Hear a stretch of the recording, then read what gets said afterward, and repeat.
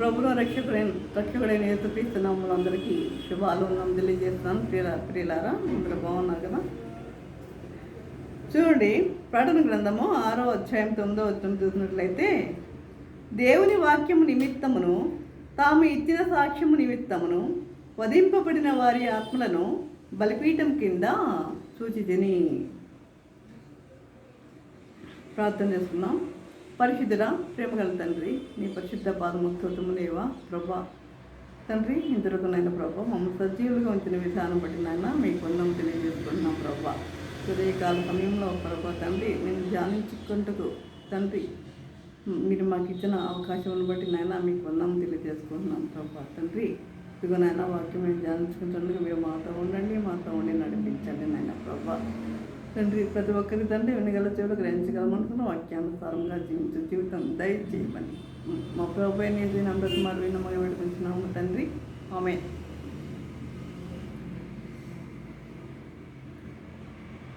ఈ దినంకే నేను ఏర్పాటు చేసుకున్న అంశం ఏంటంటే హతసాక్షులు. వాక్యము నిమిత్తము తాము ఇచ్చిన సాక్ష్యము నిమిత్తం. చూడండి, మత్తయి సువార్త 16వ అధ్యాయము 26వ వచనం చూసినట్లయితే, ఒక మనుషుడు లోకమంతయు సంపాదించుకుని తన ప్రాణమును పోగొట్టుకుంటే అతనికి ఏమి ప్రయోజనము? ఒక మనుషుడు లోకమంతయు సంపాదించుకున్నాడు, తన ప్రాణమును పోగొట్టుకుంటే అతనికి ఏమి ప్రయోజనము? తన పుట్టుక యొక్క అంతరార్థము గ్రహింపగా జీవితమంతా తన కొరకు, తన సుఖము కొరకు, తన వారి కొరకు, ఈ యొక్క లోక సంబంధమైన వాటి కొరకు తప్పించి ఈ జీవితం యొక్క పరమార్థం గ్రహించక సత్యాన్ని ఎరుగక ఒకవేళ సత్యమును కనుగొన్న అంగీకరింపక తన జీవిత గమ్యం ఏమిటో తెలుసుకోనక మరణించిన వ్యక్తికి తన జీవిత గమ్యం ఏమిటో తెలియక మరణించిన వ్యక్తికి లాజరు ధనవంతుని విషయంలో ధనవంతునికి పట్టిన గతే పడుతుంది ప్రియులారా. ధనవంతుడు ఏం చేశాడు? తనకి ఎంత సంపద ఉన్నా కనీసం తన ఇంటి ముందు మరి కురుపులతో పడి ఉన్న లాజర్ని కనీసం చూడనైనా చూడలేదు. అతనిలో జాలి, దయ అని ఏమీ కూడా లేదు. అంటే మరి ఇంకొకటి కూడా ఉంది. ఇంకొక వ్యక్తిని కూడా చూస్తాం, ధనవంతుడిని. నా ప్రాణమా తినుము త్రాగుము సుఖించుము అంటున్నాడు. నా ప్రాణమా తినుము త్రాగుము సుఖించుము. ఎంతకాలం సుఖిస్తావు నువ్వు? ఇంతవరకే మనది, ఈ టైం వరకే మన జీవితం. కాసేపటికి మనం ఏమవుతామో మనకు తెలియదు. నా ప్రాణమా తినుము త్రాగుము సుఖించుము అంటున్నాడు. అంటే ఆ వ్యక్తికి కూడా జీవితం యొక్క అంతరార్థం ఏమిటో అతనికి కూడా అర్థము కాలేదు. అంటే చాలామంది ధనవంతులకి ఈ విషయాలు అర్థం కావు. ధనవంతులు అనే కాదు, కొంతమంది అర్థం చేసుకోలేని స్థితిలో ఉంటారు. మనమేమి లోకంలో నుండి తీసుకునే వీళ్ళేది ఏమి కూడా లేదు. కనుక మనం సత్యాన్ని గ్రహించాలి. సత్యం అంటే ఎవరు? క్రీస్తే. సత్యాన్ని గ్రహించాలి, ఆయన అంగీకరించాలి, ఆయన సొంత రక్షకునిగా మనము స్వీకరించేవారిగా ఉండాలి. ఆయన ఎందుకు భయభక్తులు కలిగి మనం జీవించేవారిగా ఉండాలి. ఇది ప్రభువు కోరుకుంటుంది. మనకి ఈ జీవితం దేవుడు ఇచ్చింది ఎందుకు అంటే ఈ లోకంలో వీరు ఏ విధంగా జీవిస్తారు, వీరికి కావాల్సింది ఏంటి? పరలోకమా నరకమా ఏది కావాలి? మీరు నిశ్చయించుకోండి, ఇక్కడ డిసైడ్ చేసుకోండి అని దేవుడు మనకి జీవితాన్ని ఇచ్చాడు. పరలోకం కావాలంటే మనం ఏం చేయాలి చూడండి. ఒక వ్యక్తి ప్రభు దగ్గరికి వచ్చి నిత్య జీవం పొందడానికి నేనేం చేయాలి అంటే, నిత్య జీవం పొందడానికి నేనేం చేయాలంటే ఏమన్నాడు? ప్రభు 10 ఆజ్ఞలు గైకొనమన్నాడు. బాల్యం నుండి నేను గైకుంటూనే ఉన్నాను అన్నాడు. బాల్యం నుండి నేను వాటిని ఆచరిస్తూనే ఉన్నాను అన్నాడు. అయితే మరలా ఏమన్నాడు? ప్రభు నీకున్న ధనమంతా అమ్మి బీదలకి ఇమ్ము అన్నాడు.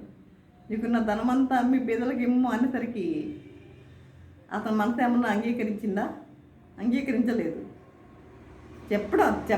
చాలామంది మీ మీ యొక్క మీరు అనేక మందికి సహాయం చేసేవారిగా ఉండండి అని చెప్పేవారిగా ఉంటారు, కానీ వారు కూడా చేస్తారో లేదో కూడా మనకి తెలియదు. చేసేవారికి కూడా అంతకన్నా మరి వారు కూడా గుర్తించుకోలేని స్థితిలో ఉంటారు. ప్రభు యందు భయము భక్తి లేని జీవితాలు కలిగి జీవించే వారిగా ఉంటారు. ఆ వ్యక్తి ఏం చేశాడు? వ్యసనపడి, అంటే తన ధనాన్ని అమ్మటానికి, తన ఆస్తులను అమ్మటానికి, అమ్మి తన బీతలకు ఇవ్వడానికి మనసు అంగీకరించలేదు. అంగీకరించక వ్యసనపడి వెళ్ళిపోయినట్లుగా కూడా మనము చూస్తాం. మనకి బైబిల్ గ్రంథంలో అనేక ఎగ్జాంపుల్స్ మనకి ఉన్నాయి. కనుక మన జీవితము అంతరార్థం ఏమిటి మనం గ్రహించాలి. మన యొక్క భవిష్యత్తు ఎలా ఉంటుంది అనేది. భవిష్యత్తు అంటే పుట్టుక మొదలుకొని మరణం వరకు ఉండి అంతమయ్యేది కాదు. పుట్టుక మొదలుకొని మరణం వరకు ఉండి అంతమయ్యేది కాదండి ఇది. అంటే మరణం తర్వాత మొదలయ్యేది అసలైన భవిష్యత్తు. మరణం తర్వాత మొదలయ్యేదే అసలైన భవిష్యత్తు. ఈ విషయం తెలియక ప్రతి మనిషి లోక సంబంధంగా ఏం చేస్తూ ఉంటాడు? ఫ్యూచర్ ప్లాన్స్ వేస్తూ ఉంటాడు. అనేకమైన ప్లాన్స్ వేస్తూ ఉంటాడు ఈ విషయం తెలియక. మరణం తర్వాత మొదలయ్యేదే అసలైన జీవితం. మరణం తర్వాత మొదలయ్యేదే, ఇది కాదు. ఇది టెంపరీ. ఇది మనం ఎప్పుడు ఏ నిమిషం ఏమైపోతామో దేవుడు ఎప్పుడు పిలిస్తే అప్పుడు వెళ్ళాలి, సిద్ధపడి ఉండాలి. దేవుడు పిలిచినప్పుడు వెంటనే వెళ్ళేలాగా నువ్వు ఉండాలి. అంటే దేవుని నీవు ఇక్కడ కళ్ళు తెరిచావంటే నువ్వు ఎక్కడ తెరాలి? దేవునినే చూడాలి. నువ్వు వెళ్ళి ఇక్కడ నువ్వు కళ్ళు తెరిచావంటే నువ్వు చూడాల్సింది ఎవరిని? దేవుణ్ణి మాత్రమే నువ్వు చూడాలి. అలాంటి జీవితాన్ని జీవించాలి ఈ లోకంలో. అలాంటి జీవితాన్ని ఎంతమంది జీవిస్తున్నారు? ఇక్కడ చనిపోయిన వెంటనే నువ్వు కళ్ళు తెరిచేది ఎక్కడ? పరలోక రాజ్యంలో నువ్వు తెరవాలి, ప్రభువుని చూడాలి నువ్వు. మరి ఆ విధంగా ఎవరైనా జీవిస్తున్నారా అంటే ఎంతమందిని ఒకసారి ఊహించుకోండి. అంటే ఎలా జీవించాలి? మనము ఎలా జీవించాలి? నీతిగా, నిజాయితీగా మనం జీవించేవారిగా ఉండాలి. యథార్థముగా మనం జీవించేవారిగా ఉండాలి. దేవునికి విధేయులుగా మనం జీవించేవారిగా ఉండాలి. దేవునికి లోబడి మనం జీవించేవారిగా ఉండాలి. ఇవన్నీ మనం కలిగి ఉంటే మాత్రమే ఆయన మనము పరలోక రాజ్యంలోకి మనం చేరి ఆయన మనము చూడగలము. మన పౌలు భక్తుడు కూడా అదే చెప్పాడు కదా, నా కొరకు నేను మంచి పోరాడి తిని నా కొరకు నీతి కిరీటం ఉంచబడి ఉన్నది అన్నాడు. ఉన్నది ఆయన కొరకు. అంటే ఎంత స్ట్రాంగ్గా చెప్తున్నాడు చూడండి తన యొక్క డెసిషన్. నా కొరకు నీతి కిరీటము ఉంచబడి ఉన్నది అంటున్నాడు. అంటే ఆయనకే అని కాదు, కానీ అందరికీ కూడా, అందరూ కూడా ఆయనలాగా జీవించినట్లయితే వారికి కూడా నీతి కిరీటము ఉంచబడి ఉంటుంది. కాబట్టి ఈ విధముగా మనము జీవించేవారిగా ఉండాలని, వాక్యం ప్రకారం జీవించడమే హతసాక్షి యొక్క గుణం. వాక్యం ప్రకారం జీవించడమే, వాక్యం ఏ విధముగా ఉన్నదే ఆ విధముగా జీవించడమే హతసాక్షి యొక్క గుణం. కాబట్టి పాపం విషయంలో చనిపోయి నీతి విషయంలో బ్రతకడమే హతసాక్షి యొక్క లక్ష్యం. పాపం విషయంలో ఏమవ్వాలి? మనము చనిపోవాలి. అంటే పాపం అనేది మనలోకి దరి చేరకూడదు. పాపం విషయంలో చనిపోయి నీతి విషయంలో బ్రతకడమే హతసాక్షి యొక్క లక్ష్యం. వాక్యములకు లోబట్టే హతసాక్షి యొక్క లక్ష్యం. ప్రియులారా, వాక్యానికి లోబడి ఉండండి. వాక్యానికి లోబడి ఉండండి. ఈ లోకంలో నువ్వెంత ఆడంబరాలకు పోయినా, నీకు ఎంత డబ్బు ఉన్నా, నీకు సంపాదన నీకు సంపాదన ఎంత ఉన్నా ఇదంతా వ్యర్థమే. ప్రసంగిలో రాస్తాడు కదా ఈ సొలొమోను, ఏంటి అంతా వ్యర్థం వ్యర్థం వ్యర్థం వ్యర్థం వ్యర్థం, అంత వ్యర్థమే, అంత వ్యర్థమే. మన శరీరం ఏంటది? ఈ మట్టితో చేయబడిన ఈ శరీరం మన్నైనది వెనుకటి వలనే భూమికి చేరుతుంది. ఆత్మ దాన్ని దయచేసిన దేవుని యొద్దకి చేరుతుంది అని రాయబడి ఉంది ప్రసంగి గ్రంథంలో. కాబట్టి ఈ విధముగా ఈ యొక్క జీవితం కొరకు మనం ఎంతగానో తప్పించిపోతూ ఉంటాం. దేని కొరకు? సంపాదనల కొరకు. సంపాదన అంటే మీరు మీరు తినకండి సంపాదించకండి అని దేవుడు ఏం చెప్పలేదు. మీరు డబ్బు సంపాదించకండి అని చెప్పలేదు ప్రభువేమి. అంటే మన అవసరాల కొరకు మనం సంపాదించుకోవాలి. కాకపోతే ఏం చేయాలంటే మనం చేయాల్సింది ఏంటి అంటే మనము దురాశకు పోకూడదు. దురాశ దుఃఖానికి చేటు అన్నట్లుగా మనం దురాశకు పోయేవారిగా ఉండకూడదు. మనకు సాధ్యమైనంత వరకే మనము మన అవసరాలకు తగ్గట్లుగానే మనం సంపాదించుకోవాలి, అంతే. అక్రమమైన మార్గంలో సంపాదించకండి. అక్రమమైన మార్గంలో మీరు సంపాదించకండి. నీతిగా నిజాయితీగా మీరు సంపాదించండి. అది దేవునికి ఇష్టమైనది. సంపాదన వద్దని ప్రభు చెప్పలేదు, సంపాదించకండి అని చెప్పలేదు, మీరు సంపాదన లేకుండా మీరు బ్రతకండి అని కూడా ప్రభు చెప్పలేదు. కనుక ఇక చూసినట్లయితే చూడండి, మత్తయి సువార్త 7వ అధ్యాయం 21వ వచనంలో చూసినట్లయితే ప్రభువా ప్రభువా నన్ను పిలిచి ప్రతివాడును పరలోక రాజ్యంలో ప్రవేశింపడు కానీ ప్రభువా ప్రభువా అని పిలిచి ప్రతివాడును పరలోక రాజ్యంలో ప్రవేశింపడు కానీ పరలోకమందున నా తండ్రి చిత్త ప్రకారము చేయవాడే ప్రవేశించను. చాలామంది మేము చర్చస్కి వెళ్ళట్లేదా, సండే సర్వీస్కి వెళ్ళట్లేదా, ఉపవాస ప్రార్థన చేయట్లేదా, కుటుంబ ప్రార్థనలు చేసుకోవట్లేదా, కుటుంబ ప్రార్థనలు మేము చేసుకోవట్లేదా, ఈ విధంగా దశమ భాగాలు ఇవ్వటం లేదా అనుకుంటూ ఉంటారు. మేము తప్పనిసరిగా మేము పరలోక రాజ్యానికి వెళ్ళిపోతామంట అని భ్రమపడేవారు ఉంటారు. అది ఆ విధంగా ఆలోచించద్దు. అలా చేసే వాళ్ళందరూ పరలోక రాజ్యానికి చేరతారు అనేది గ్యారంటీ ఏమీ కూడా లేదు. అది కాదు. దేవుడు దశమ భాగాలు కాదు, నీ దశమ భాగాలు చూడలేదు, నువ్వు ఆదివారం నువ్వు చర్చికి వెళ్ళావో లేవో అవన్నీ దేవునికి అనవసరం కానీ ఏంటంటే ముందు దేవుడు ఏం అడిగాడు? నీ హృదయం అడుగుతున్నాడు. నీ హృదయాన్ని అడుగుతున్నాడు. ఇస్తున్నావా నీ హృదయాన్ని ఇస్తున్నావా? పక్క వారిని చూసి అసూయపడే గుణము నీలో ఉంది. ఇతరులతో అబద్ధం ఆడే గుణము నీకుంది. అబద్ధాలు, అసూయలు, ద్వేషాలు, కక్షలు, కార్పణ్యాలు ఇవన్నీ మనలో పెట్టుకుని పరలోక రాజ్యానికి ఎలాగెళ్తాం? ఇవన్నీ మనలో పెట్టుకుని నువ్వు ఎన్ని వారాలు చర్చికి వెళ్ళినా, నీ జీవితాంతం నువ్వు చర్చికి వెళ్ళినా నువ్వు పరలోక రాజ్యానికి చేరవు. కాబట్టి ప్రభు నన్ను పిలిచి ప్రతి వాడిని పరలోక రాజ్యంలో ప్రవేశింపడవు. ఎన్ని ప్రసంగాలు చేసిన వాళ్ళు ఎంతోమంది ఉన్నారు. వారందరూ కూడా చేస్తారని ఏమన్నా గ్యారంటీ ఉందా? ఏమో వారిలో ఏమన్నా అవినీతి ఏమైనా ఉందేమో ఎవరో తెలుసు. కోట్లకు పడగలు ఎత్తే వాళ్ళు అనేక మంది ఉన్నారు సంపాదించి. మరి వీళ్ళందరూ కూడా పరలోక రాజ్యం చేరతారని ఏమన్నా నమ్మకం ఉందా? లేదు. అదేంటంటే వారు దేవుని చిత్తానుసారంగా ఏ విధంగా జీవిస్తున్నారో వారు మాత్రమే నా తండ్రి చిత్త ప్రకారం చేయవాడే ప్రవేశిస్తాడు పరలోక రాజ్యంలో అని ప్రభు చెప్తున్నాడు. ఈ విధంగా నామకార్థముగా బ్రతుకుతున్న వారు తృణీకరించబడతారు. నామకార్థముగా అంటే ఏంటి? వారు పైకి అంటే క్రిస్టియన్స్లానే దేవుని సన్నిధికి వెళ్తారు, పాటలు పాడతారు, అబ్బో వాక్యాలు దాన్ని చేస్తూ ఉంటారు. వీళ్ళంతా నామకార్థాలు అన్నమాట. ఈ నామకార్థం వీళ్ళు తృణీకరించబడతారు. అదే విధముగా ఈ విషయాన్ని యేసుక్రీస్తు చాలా సూటిగా చెప్పాడు. ఆయన సూటిగా చెప్పారు.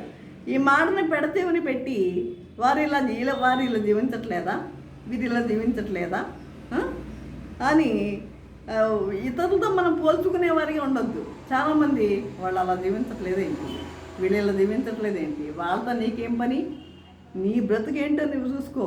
నీ బ్రతుకు ఎలా ఉందో నువ్వు చూసుకో. నీ బ్రతుకు నీతిగా జీవిస్తున్నావా లేదనేది నువ్వు చూసుకో. ఇతరులతో అనవసరం. కనుక మరి అని అందరితో పోల్చుకుంటూ తమకి ఇష్టానుసారంగా బ్రతికితే ఇతరులతో పోల్చుకుంటూ ఎవరికి ఇష్టానుసారంగా బ్రతికితే నరకము తప్పదు. నరకం అనేది తప్పదు. కనుక వాక్యం వినాలి. వినడం వల్ల విశ్వాసం కలుగుతుంది. వాక్యం విని తెలుసుకొని గ్రహించి అంగీకరించి అవలంబించిన వారే పరలోకానికి అర్హులు. ఆ వాక్య ప్రకారము జీవించిన వారే పరలోకానికి అర్హులు అని దేవుని వాక్యం తెలియజేస్తుంది ప్రియులారా. కాబట్టి వీరి అసలైన హతసాక్షులు ఎవరంటే వీళ్ళు. చిన్న ఉదాహరణ చెప్తాను చూడండి. రెండవ ప్రపంచ యుద్ధంలో ఒక అధికారి తన సైనికులతో కలిసి వెళ్తున్నాడు. నడిచి వెళ్తున్నారు ఇద్దరును. అయితే ఆ అధికారికి ఒక ఇల్లు కనపడింది. ఇల్లు కనపడితే ఆ పక్క ఉన్న సైనికులతో ఆ ఇల్లుని ధ్వంసం చేసేయన్నాడు. ఆ ఇంటిని ధ్వంసం చేసేయన్నాడు. అంటే ఏంటో ఒకవేళ నా మాట వింటాడా లేదా అని టెస్ట్ చేయడానికి ఏమైనా అని ఉంటాడు. ధ్వంసం చేయమన్నాడు. వెంటనే ఆ సైనికుడు ఆ ఇంటిని బాంబులతో పేల్చి ఆ ఇంటిని నాశనం చేస్తాడు. బాంబులతో పేల్చివేశాడు. ఆ సైనికుని పనితనమును తన అధికారాన్ని లోబడినందుకు తన సైనికుని పనితనానికి చాలా మెచ్చుకున్నాడు అధికారి. ఆ సైనికుడి వైపు చూసేసరికి ఆ సైనికుడు ఏం చేస్తున్నాడు తెలుసా? వెక్కి ఏడుస్తున్నాడు. అయ్యో ఏంటి అలా ఏడుస్తున్నావు, దేనికి అని అడిగాడు. పేల్చివేసిన ఇల్లు నాదేనండి అన్నాడు. పేల్చివేసిన ఇల్లు నాదేనండి అన్నాడు. పేల్చివేసింది ఇల్లు నాదే అంటే అన్నాడు, మరి ఆ విషయం నాకు ముందు చెప్పాలి కదా. ఇప్పుడు కాల్చమన్నాడు, ఆ ఇల్లుని ధ్వంసం చేయమన్నాడు, ఆ ఇల్లు నాస్తారంటే సరిపోయేది కదా అని ఈయన అంటున్నాడు అధికారి. అంటే ఏమన్నాడు తెలుసా? ఈ సైనికుడు ఏమన్నాడు తెలుసా? వెంటనే ఆ సైనికుడు ఆ ఇంటిని బాంబులతో పేల్చివేశాడు. సైనికుడు పనితనంలో అధికారంతో మెచ్చుకున్నాడు. కానీ ఆ సైనికుడు కన్నీరు కారుస్తున్నాడు. ఎందుకు ఏడుస్తున్నాడు అధికారి అడిగితే, నీవు కోసమన్న ఇల్లు నాదే అన్నాడు. ఆశ్చర్యపోయిన అధికారి, అరే నా విషయం నాకు ముందుగా ఎందుకు చెప్పలేదు అనగా, చెప్పింది చేయడమే సైనికుని లక్ష్యం అని బదులిచ్చాడు. చెప్పింది చేయడమే. ఇప్పుడు బైబిల్ గ్రంథంలో ఉన్న వాక్యం ప్రకారం జీవించడమే మన యొక్క ఏంటి మనం చేసే పని అన్నమాట. చెప్పింది చేయటమే, ప్రభు చెప్పిన మాటలకు మనము లోబడి ఉండటమే అది. కాబట్టి ఇక్కడ ఏమంటున్నాడు, ఈ విషయం నాకు ముందు చెప్పలేదు అనగా చెప్పింది చేయడమే సైనికుల లక్ష్యం అని బదిలిచ్చాడు. మాటను నెరవేర్చడం కొరకు ఏం చేశాడు? తన ఇంటిని, అందులో ఉన్న తన కుటుంబాన్ని కూడా కోల్పోయాడు సైనికుడు. తన ఇంట్లో తన కుటుంబస్తులు ఉంటారు కదా, వారిని కూడా కోల్పోయాడు. ఎందువల్ల? మాట వినటం కొరకు. కాబట్టి పాపం విషయంలో హతసాక్షి అయి నీతి విషయమే బ్రతకాలి, నీతిగా జీవించాలంటున్నాడు. వాక్యం ఏది చెప్తే అది చేయాలంతే. వాక్యం ఎలా ఉంటే అలా చేయాలంతే. మనము వాక్యం ఏ విధంగా ఉంటే అలా చేయాలి. అడ్డు ప్రశ్నలు వద్దు. కొంతమంది ఇక్కడ ఇలా ఉంది, అక్కడ అలా ఉంది, ఇక్కడ ఇలా ఉంది అని కొంతమంది ఇట్లా ప్రశ్నలు వేస్తూ ఉంటారు. కనుక అది కఠినమైనను భరించి ఆచరించక తప్పదు. వ్యాపార విషయంలో కావచ్చు, నీతి విషయంలో కావచ్చు, పదవి ఎందు కావచ్చు, నీతిగా నువ్వు బ్రతకాలి. నీ ఉద్యోగంలో కావచ్చు, నీతి విషయంలో కావచ్చు, నీ ఉద్యోగాల్లో కావచ్చు, నీ వ్యాపార విషయంలో కావచ్చు, ఇందులోనే సరే నువ్వు ఎలాగ బ్రతకాలి? నీతిగా బ్రతకాలి. కనుక వాక్యమును ధ్యానించి గ్రహించి అవగాహన చేసుకుంటేనే ఆ ప్రకారం మనము జీవించగలము. వాక్యమును ఏం చేయాలి? ముందు చదవాలి, వాక్యాన్ని ధ్యానించాలి. ఉదయమునే లేవగానే చూడండి, రేయి మొదటి జామున లేచి నాకు మొరపెట్టుమని విలాప వాక్యంలో రాయబడి ఉంటుంది.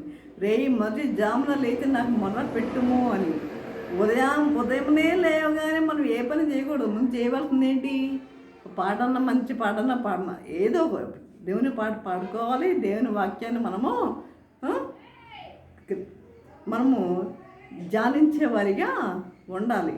కాబట్టి ఈ విధముగా మనము ప్రతిరోజు దేవుని వాక్యానికి మనము సమయం ఇచ్చేవారిగా ఉండాలి. దేవునికి కొంత సమయాన్ని మనం కేటాయించేవారిగా ఉండాలి. మరి ఎంతమంది అలా కేటాయిస్తున్నారు? ఎంతమంది అలా ఆ విధంగా చేస్తున్నారు? కాబట్టి ఆ విధంగా ఉండాలని ప్రభువు కోరుకుంటున్నాడు. ప్రభు చెప్తున్నాడు ఆ విధంగా. కాబట్టి ఆయన వాక్యాన్ని మనము ఎల్లవేళలా మనం ఏం చేయాలి? మన సమయం దొరికినప్పుడల్లా మనం ఏం చేస్తాం? ఇతరులు కనపడినప్పుడు వారితో మనం ఏం చేస్తాం? మనం ముచ్చట్లు మనం మాట్లాడుకుంటూ ఉంటాం. కానీ దట్ ఈజ్ రాంగ్. అట్లా చేయకూడదు. అది దానివల్ల నీ టైం ఎంత వేస్ట్ అవుతుంది. ఆ టైంలో నువ్వు కాస్త నీ బైబిల్ తీసుకుని బైబిల్ చదువుకుంటూ ఉంటే అది నీకు ఉపయోగం అవుతుంది కదా. కానీ ఈ ముచ్చట్ల వల్ల ఉపయోగం అనేది ఏమీ కూడా లేదు. కాబట్టి మనం ఏం చేయాలి? దేవుని యొక్క విషయంలో దేవునికి ప్రథమ స్థానం ఇచ్చేవారిగా ఉండాలి. ఫస్ట్ ప్రయారిటీ ప్రభువుకి మనము ఇచ్చేవారిగా ఉండాలి. ఆ విధంగా ఉండాలని ప్రభు కోరుకుంటున్నాడు. ఆ విధంగా ఉందామా? ఆ విధంగా జీవిద్దామా? ఆ విధంగా దేవుని వాక్యాన్ని మరి చదివి అర్థం చేసుకొని గ్రహించి ఆ వాక్యానుసారంగా జీవించే వారిగా ఉందామా? ఆ విధంగా జీవించటకు మన పరిశుద్ధాత్మ దేవుడు సహాయం చేసి నడిపించను గాక.